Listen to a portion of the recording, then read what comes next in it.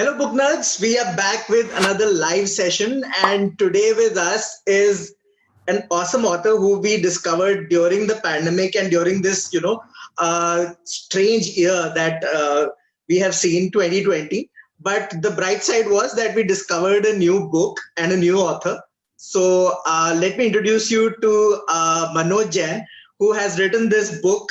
It's called A Man from Mandu, and it has been quite a roller coaster. Manoj, first of all, welcome to the Facebook Live at the Booknerds. Thank you so much. Thank you, Ron. So, first off, let me tell you, this book has been kind of such a roller coaster for me because I know you have done another live session with us on Instagram, and you had talked about this there as well with Shubhi. But so many of the stories that you have mentioned here are resonating with the readers, and in such a weird way that you kind of, it stays with you, which is quite, I would say it doesn't happen that often.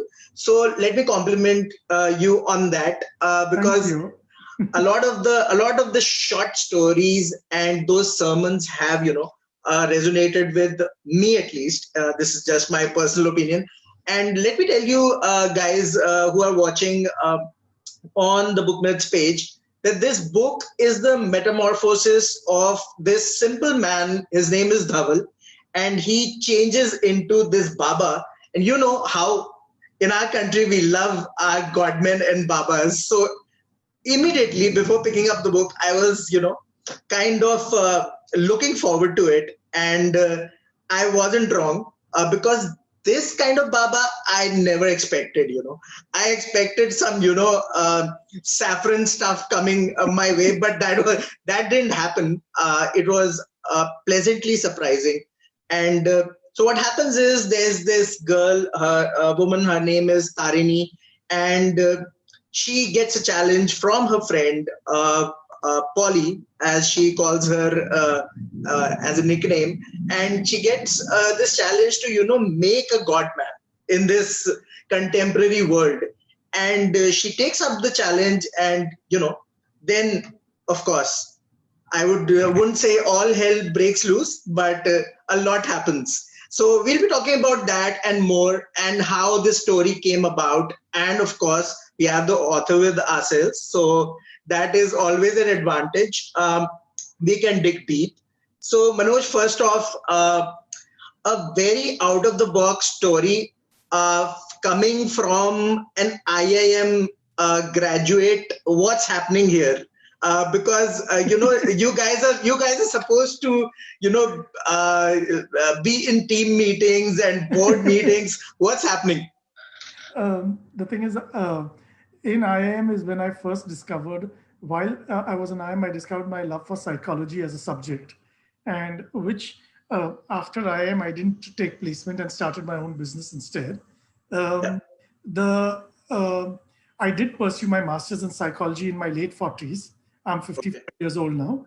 And oh my gosh. I'm interrupting you right here because our viewers must be astonished because having a business running and psychology, that's quite weird. Can you dig deep into that? There's a certain point in your life which you have to realize, what are the things which really make you tick, which are what you really want to do. And while there's no timing in life, there's nothing going late, but if it matters so much to you. So I either wanted to get into the teaching profession, like take up a teacher's course so I could begin teaching. Okay. But the thing is, at the same time, my business was doing phenomenally well. So there was a question of, that was yet my primary time which I spend on, and my business takes me traveling every week virtually. So the psychology studies were very, very difficult to do your master's at that late age because it's not easy to mug. There was nothing like open book exams. Right. So yes, but if you notice in this book, Tarini is doing exactly the job of IIM graduate, managing to sell, create a brand. True. So from that point of view, even in my earlier books, Balraj, he manages while he's running away from life and rediscovering himself. At the same Okay. time, converting a restaurant into the Sitar Cafe in that book. So there are Right. a business which always creep in. And my friends Okay. tell me, can't you leave the businessman aside sometimes? I mean, all your books, somehow some character is got that business thing of wanting to succeed or do things. So if Tarini from that side is the person who's embodying my thought process from as an Yeah. from who's busy trying to take up a challenge, market a product, and she said Yeah. that it's not so different whether you market a soap brand or you market a Baba, but they both Right. time and money. So she goes about her market segmenting. She goes about using social media. She goes about all the logistics. So it was using a fair amount of my principles of management and marketing Right. from IIM. At the same time, there was this elements of spirituality creeping in, but Yeah. the dominant thing was writing stories which were in the form of parables, which were in the form of easy childish stories, which but somehow they mattered to me. They mattered a lot to me, and Okay. also I was surprised that the initial readers who read it kept writing that, how come you're writing the story of my life? I mean, this is it's me, and I was, and everyone's interpretation, as in the book, even the devotees of Avishkar Baba, one Yeah. person is thinking it relates to the exams, one person is thinking it Right. relates to sexuality, one thing is about it. So each one takes the stories as they are. So in Right. that sense, people began telling me that you can actually become a Baba because if you can sprout such. But that's a huge compliment, because getting into the skin of someone like that or researching, and of course you have this great combination going for you with psychology, and of course you have the business acumen to back it up. So I'm sure that the element of psychology and human connections, as you have mentioned on your website also, you love them, so that creeps in. I almost found it, I don't know if I should say it, maybe some people might get, agitated by it, but I found it kind of Coelho-esque in some ways, and I just mean it as a compliment, because, even the addendum, I should tell you guys, the readers, about the addendum that Manoj has written, and we'll ask him why he did that. But even in that element was so obvious. Did it come naturally, or you are heavily inspired? What's happening there? What happens is, as far as the addendum is concerned, there are 2 3 aspects to it. One is I do get into the skin of the character to a point that it can get quite difficult. When I'm in the office, I'm Manoj, but when I'm out of the office, when I'm writing the book, I actually think, act, and sometimes behave like that characters, Whoa. and it can get quite disturbing for the family or for me in my dealings. So I Right. tend to write my books quite fast, but they're full of actually being in the skin. Then getting out once the book is over, so I write it quite fast, and then to get out of the skin takes me a bit of time. So sometimes it happens that I've sent the book to the publishers, it's published, but the character doesn't leave my head, and it needs some Whoa. kind of closure. Huh? Yeah. Yeah. So even in Balraj, I wrote an addendum which formed another book called Ramona. Even for Right. Mandu, it formed this addendum. And I would kick myself that why did I not just wait and write the addendum as part of the main book? Huh? Because the addendum hardly gets read. And this. But I think that actually the first time, I mean, when I read the addendum, I thought, why isn't this part of the book? But again, the mystique of the addendum, I loved it, because I could go and read a spin-off kind of thing. So yeah, it was fun. It was fun. yeah. Also, what happens is, to some extent, is there were a lot of women who wrote in that they loved the fact that Tarini wasn't one of those women, like she moved on. Huh? So the ending of the main book without the addendum also was fine for me, where Tarini is a strong woman, which she's supposed to be. The book, which started out being a book about Avishkar Baba or Dhawal, landed up being about Tarini more as a protagonist than on Avishkar Baba. It was her thoughts and her reactions which were covered. So she, in the characters that took space in my head, it was Tarini who probably dominated it and pushed aside everyone. And so the addendum had to be written because she wasn't okay with this ending. She Right. wanted something more. So Okay. My favorite part of the book was the part where I went really back, like maybe 20 years back, and to a scene in the Matrix where you are offered the blue or the red pill, yes, and the blue and red river story. Uh, it was, to be honest, quite. I can't find words for it, but it was quite philosophical, and I would like you to shed some light on it. What was the inspiration there? What was happening exactly, and how did it fit in the entire plot? I was told by when the editor was reading it that why don't you change it from red river, blue river because of the matrix red pill, blue pill. Doesn't matter. I loved it. Exactly. So I was told that why don't you change the colors? Then Yeah. I know it doesn't matter. The colors are not as important as far as it's concerned. But now I'm not changing the manuscript for that. Uh, for me, it is that don't forget. I mean, I come back to it, but that the fact that I'm 55, there are certain choices which you think as that were they right choices. You know that everyone is happy with your choices which you take, but at a certain time you question yourself. And this uh, uh, story was really actually questioning people. While I don't practice psychology actively as a psychologist, although I've trained it for it, but I do speak to a lot of people, and I was interacting with a lot of people who kept on telling me that they wish they had done different things differently. Now, while everyone is happy to make different choices, I mean, I'm happy to have done things differently, but if you ask them, are you happy with your life? Most people say, yeah, I wouldn't do it anything different at the end of it all. But some people might have done better probably walking on the blue river or taking a choice in the blue river Yeah. in the red instead. Yeah. So it stemmed from that. But every small concept, I had to build layers in each story of the short Yeah. story, so Okay. that there are many other points which come out within it as well. Okay. I was especially because that was quite close to home, and it got a little uncomfortable because I have switched careers like 5 years back. Okay. So was it an inner sort of wrestle also that resulted in this part of the book because you delve into so many areas in your life? Uh, did it stem from that, or Each of my stories resonates with me. yeah? So each of the stories was actually a pride. My children are fairly old, and they tell me that very often that while what I'm writing, maybe it would be better off as short stories, blogs, and things like that.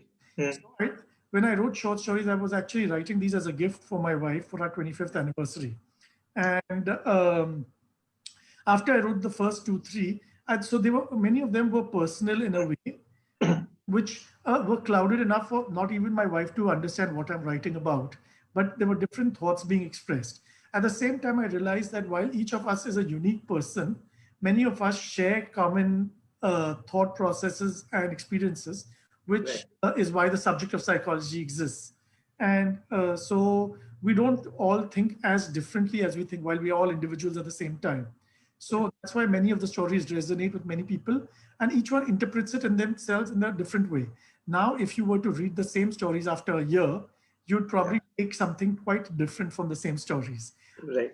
Read the book again recently, and I was quite surprised that, Manoj, if you know so much, then why do you think this way about this? I mean, if you could have.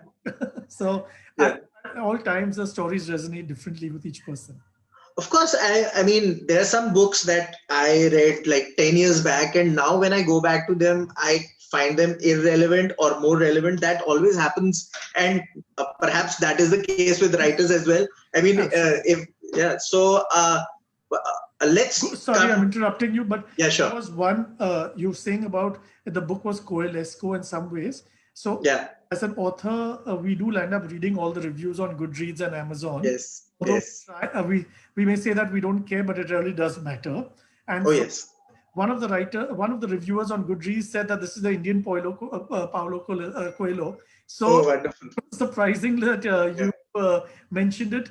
Um, I do like Paulo Coelho's works a hell of a lot, but believe me, and we are somehow influenced by all the authors we've read since. Of course. Of course. But in this case, I must admit that none of the books that have been there are directly trying to be someone or something. No, of course, that's cool. I know what you're saying. and I'm not saying yeah, it. For me, I took it as a yeah, compliment, totally as a compliment. because I recently read the Aleph, and it was kind of in my head a lot. So I mean, if there can't be just one person writing in a particular genre, although Yeah. I mean it's not the same Yeah. thing.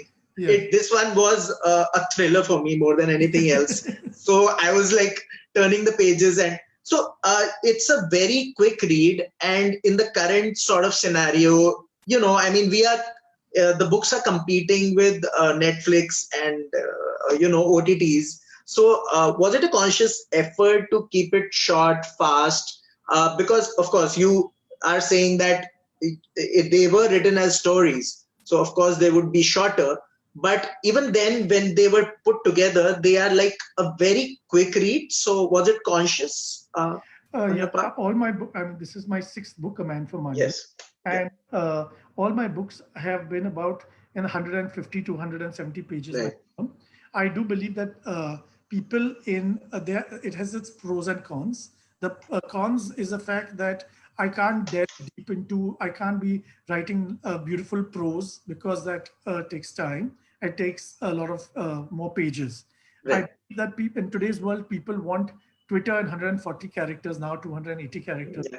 But Yeah. people need a lot of information. They need it fast. People don't have the time to read the time to read large tomes. I myself, I find large books a bit forbidding in a faster lifestyle. Oh yes. So That's therefore, yeah. I do believe in keeping it fast. Yeah. My wife does tell me that maybe you can explore each topic a little more. Maybe you can write it slower. I When I did reread the book, I said, "Oh shit, I should have examined this more in depth." Yeah. But I prefer my books to be shorter. Yeah. I prefer them to be moving fast so that the reader. A lot of people tell me it's a light read. I say no, Yeah. it's a fast read, but Yes. read a light read. It certainly is not, because something is happening all the time. So much is happening actually.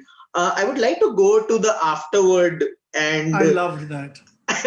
so Love that.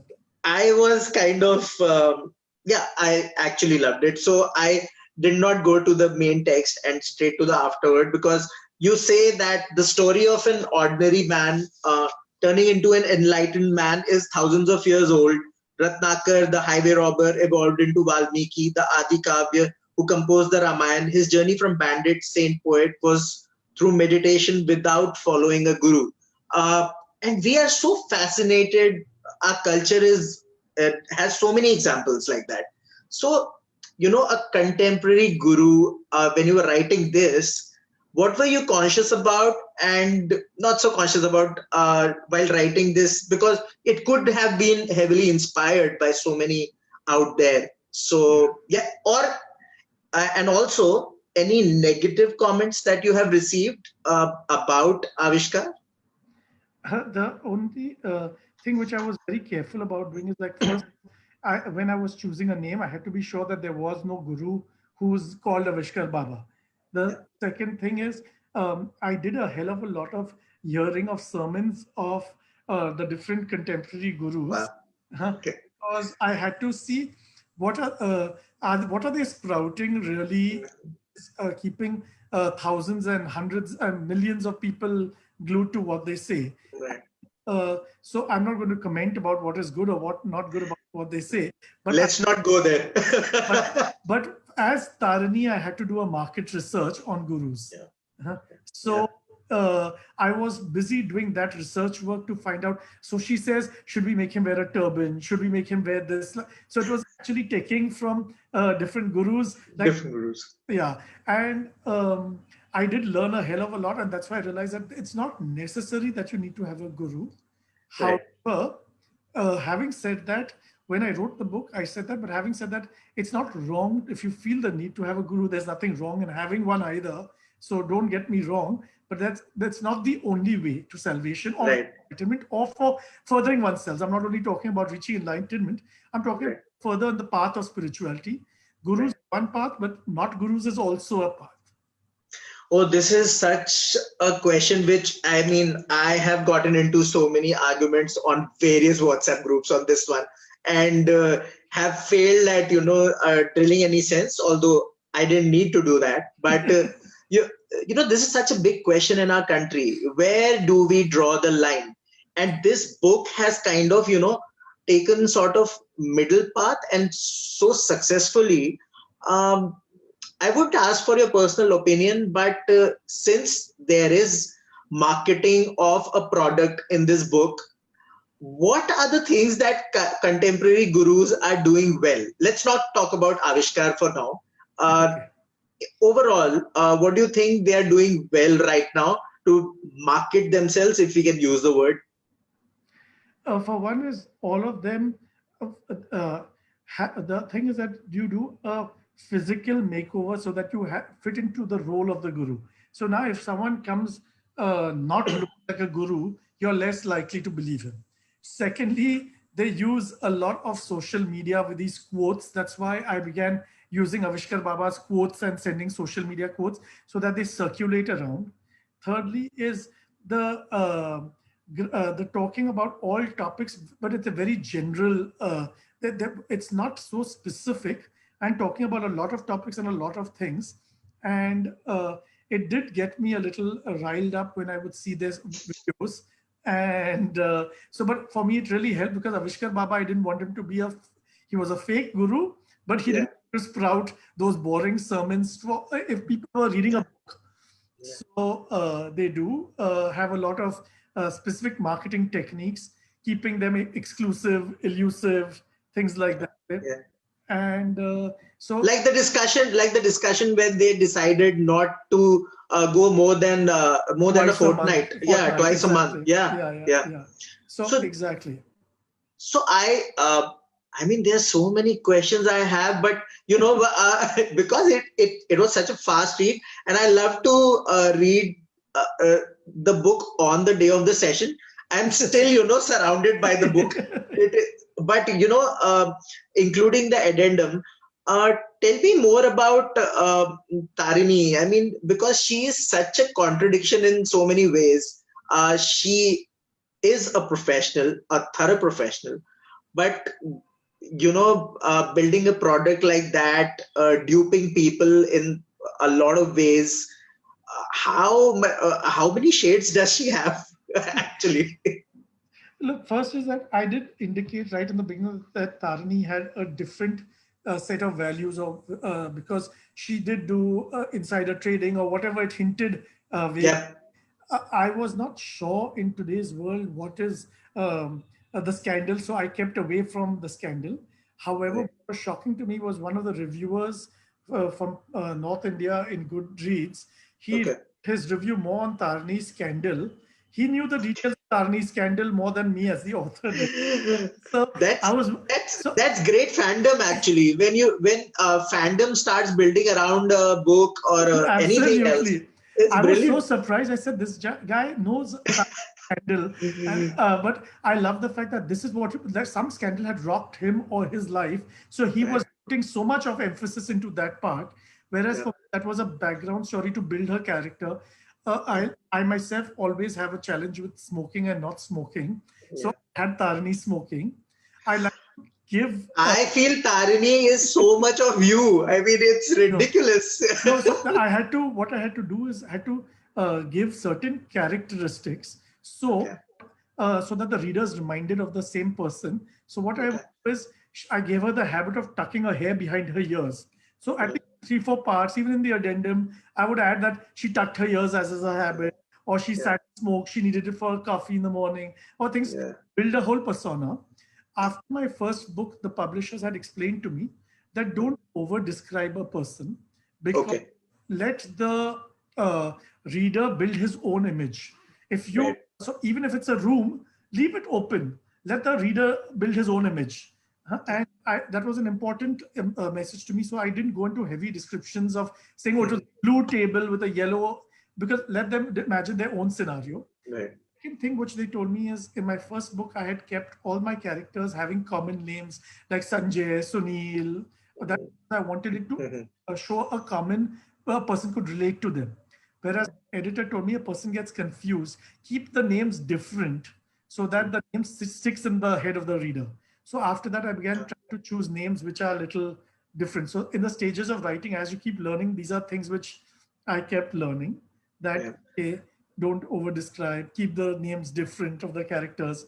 I have a difficulty in help choosing names. So It was so obvious. Let me tell you, Manoj, it was so obvious because some of the names, like, why would you name somebody shoe? But it sticks, I was yeah, reading the addendum. In the addendum, there is shoe. And I yeah, was like, why? So, but it sticks because I remember yeah, it. yeah, Uh, yeah. so, uh, tell me, these stories, I know I've read them, but writing them is a tough job, right? Because this can't be really learnt or that easily. How are you writing this? I mean, it has got so much of wisdom. Leave alone the babas. What's happening in your head that these stories are coming out? So it's a matter of evolving myself, which is not an easy process, but I think all humans go through it. And the first is, as far as writing is concerned, for me, my writing is very visual. I can see it happening like a movie in front of my eyes. I go Okay. for my evening walk and morning walk, and usually in the evening walk, I'm totally into the character's skin. So when I'm walking, I'm sprouting the dialogues in my head, what the person is saying. This is how Oh, Avishkar Baba is saying this, or and the stories are playing in my head. So I just have to jot them down. okay. Normally, I am quite troubled when I am writing a book. Luckily, when I was writing this book, I did not go into a low or something like that, which was fortunate. So I was the most comfortable writing this book of Right. all. Uh, I did write a book after Man from Mandu, which has just been released a few days back, and that Yeah. one really swung me over to the next level. So, Right. just recovering from the next book which came out, Right. so Man, That is Yama's. yeah, meeting Yeah. Yama, which Meeting actually Yama. which goes into another level of digging deeper into spirituality, and Right. so therefore, Man from Mandu was like a taster. I myself was surprised when I read this book again for this meeting with you. Right. Right. Oh wow, it's like how come I can't apply all these things only to my life as I mean, easier said than done, that always happens. But so I see a genre kind of building for you, and you kind of consolidating it now. Will that be the course of action going forward? Because I feel that you are very comfortable in this and it's doing well. So why, there are two things which I do have a problem with is having studied in IIM and having read literature ever since I was a small child and mhm, read all the classics, not only the classics, but the Nobel Prize winners and all. I would have loved to be able to write more lyrically with more okay, beauty and less right, with less this fast pace, but yet it's not a pulp, but yet it's not the beauty of slow pacedness. So I keep feeling my books are not beautifully written, which my a lot yeah, of readers disagree, but they, in my own head that dissonance okay. stay. No, Manoj, I really appreciate that you are being so objective about what you have written because that doesn't happen quite Yeah, often. To be honest, we interact with so many writers, and in the 5 years that we have existed, we have done so. But being so objective, I would agree with you that yeah, it was not lyrical, and yes, people who are saying that it was lyrical probably are lying because it wasn't. But I feel that it had a certain other quality which absolutely. yeah. So but regarding the lyricalness, if there's a word Yes, like that, yeah. do you want to work towards it to No, make it that way? I've come to terms with it that this is what my style is. This is what. Okay. So I have to come to terms with this is how I write. It's like spoken English, as if I'm speaking it out, because Yeah. I'm a storyteller. I'm not. For me, the storyline is more important, and the emotions of the character are more important. Yeah. Only question which I ask my initial two, three readers, which I have who are reading the books as the chapters as I'm writing it, is it Okay. credible? Can you foresee the character? Can you Mm, believe it's happening? I don't want to mm, write something which is like it doesn't seem possible. So, yeah. the lyricalness is one thing, and second thing is because I go through, like I told you, a lot of trouble getting out of the character's head. So Yeah. far, I've written a book every year. I do sometimes feel that I'm not going to write another book. And I've told Okay. my publicity team every time, and every time they laugh at me, they say, "Yeah, don't write another book." And then, sure enough, after 5 months, it is that, you know what, I can't resist. There's a story dying to come out, and Right. character begins speaking to me in my head, and so I do begin. Wonderful. Even now, I tell you that while I do think that I can form a genre of writing a lot of Yeah. kind of books, but every time I say never again, and somehow the story pops out. Great. On that count, since it's book nerds, and we of course love to recommend good books. Your inspirations. What do you read to perhaps grow as a writer, or of course your inspirations in general? What happens is there was a time when and don't forget, we live in Bombay. We don't have the pleasure of having large spaces like y'all do. Yeah. Yeah. But I did have about 7,000 books in my house, and Wow. that it was also my children. Since they were born, I was reading to them. So the collection of good children's books, which would come, and my travels would take me every month to either the States or to Europe, would be a Okay. big collection, and the collection would keep growing. But then I would keep purging it down to smaller and smaller because of space and because of. Yeah. But I would realize that there are certain books which have stayed with me throughout. Right. I can't tell you that, okay, this book is good, but I can tell you a few authors which I have loved. Of Uh, course. there are like Somerset Maugham, who's a great storyteller, has Yeah. always been a good. Ayn Rand has always shaped and affected. I had liked Richard Bach, and I would have liked to call this book The Reluctant Messiah. Really taken it in Oh, illusions because he was a reluctant guru. And not a bad title actually. Not a bad absolutely. title. Yeah. And then the other storyteller who I love is Alexander McCall Smith, who Okay. has the number one ladies detective agency. Yeah. Then there's an American writer who's not so famous in India called Gore Vidal, who's one of Okay. my who's quite a grand thing in American literature, Okay. but he writes, and what I like about his books are there's a fair amount of sexuality also thrown in Okay. books, so I do enjoy those. I've also got very fond of a lot of Indian authors, so Okay. I do like Anita Nair a hell of a lot. I like Oh, she's good. I like Anand Neelkantan, although Oh, people yes. are angry the fact that he's anti-hero or he's pro. That's fine. No, but you hear a lot of his comment. I was in conversation with him once, and he Okay. the amount of people who get angry because they always feel that no, you're anti-Hindu, actually, you're anti-Indian Yeah. Yeah, I know. kind of thing. Yeah. Uh, R.K. Narayan has always been an old favorite. Yes. Yes. So there are many authors which my bookshelves I've not been able to purge them out. Come Right. Steinbeck, and so there are many authors which are very close. All the European French ones, whether it is Sartre and all of them as well. Yeah. Uh, Yeah. my bookshelf is really yet full of really good authors. Awesome. Okay. My final question, and after that we can go away. But what about the family? How do they deal with the writer? The first book I wrote was I was full of actually it was very Freudian and Carl Jungian, Yeah. and so my I it was the title itself was called The Boys' Night Out: Sex, Life, and Hookah, and my Okay. kids were that time about 17 years old, and Yeah. a son and a daughter, Yeah. and I'm married, of course, for 26 years. I live with my mother. She suffers Yeah. from advanced Alzheimer's. I also Oh. have a dog, Okay. very naughty dog, very badly behaved like my children.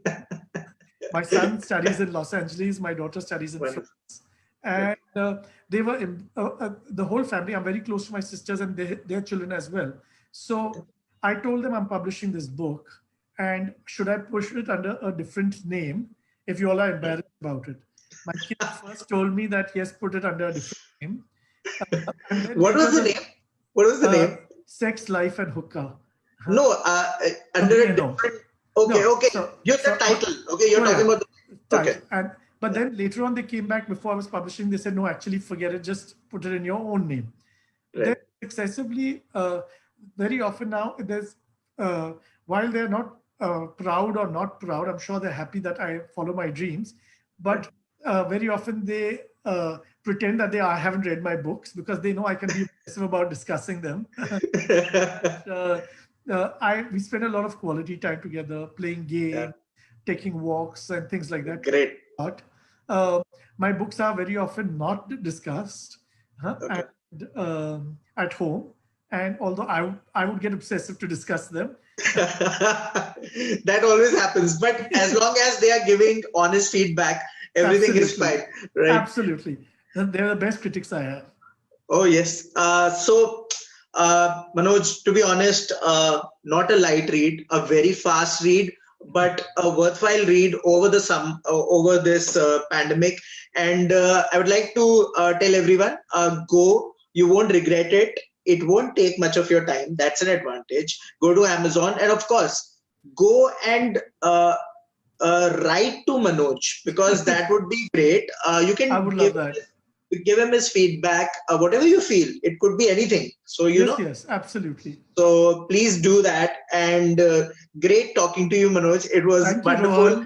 Although I would love to explore. I have so many other questions because it is quite a psychological book, and I love that genre. It looks very simple on the surface, but that's a compliment. So thank you so much. Thank you so much. And it's been a pleasure being here. Thank you to all of you. Thank you. And thank you. You must organize something. I'm very happy to always talk to you, even on the side, Rohan. Of course. Love it. Thank you so much. Sure. Thank you for having me on. Yeah. Bye-bye. Bye.